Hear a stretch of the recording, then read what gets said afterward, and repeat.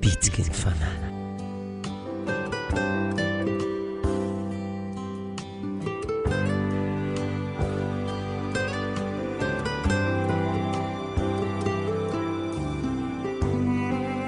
Ianao izay mahatsiaro, miavaka amin'ny maro, fa kelikely herika sasa miady irery.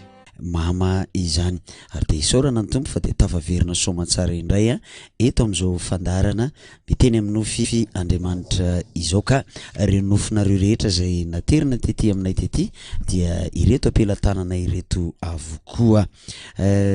Tsara ihany no mampafantatra antsika fa isaky ny zoma hariva amin'ny 7 alina toy izao sy ny sabotsy amin'ny 9 no arahanao eto amin'ny onjam-peo ny fiotazan-tsoa ny fandarana miteny amin'ny nofy Andriamanitra. Telo mianaka indray zay ny eto ny tenako Njato Nirina Randriamampiadana dada Randrianatoandro Jean Joseph ary ny anapavikely Nata Samiranto Rajaonary Mahefa.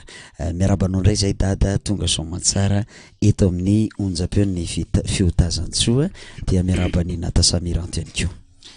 Miarabantsika rehetrarehetra indray nandritra ny izay fotoana elaela ny tenin'ny dada voalohany aloha ny tena misaotra antsika mianakavy rehetra ny FPV manerana ny nosy manomboka ny ambirofebe zany birony tananandrano zany ary ny mpitandrina sy ny fiangonana rehetra manerana ny nosy manerana an'izao tontolo zao zay niazakazaka tokoa zay nitsapa lahelo nampahero an-tany. Tolorantsika hira anankiray aloha ny mpanaraka ny onjam-peo hira anisan'ny antatiana zay anisan'ny hira namangiany Jesosy an-dada ihany koa dia andao zay aloha no ataontsika hosolo ny fifandraisana marobe manaraka nyity onjam-peo ty aorianan'izay tonga dia vakinina tasavy hatrany no voalohany eo am-pelantanana. Ndao ary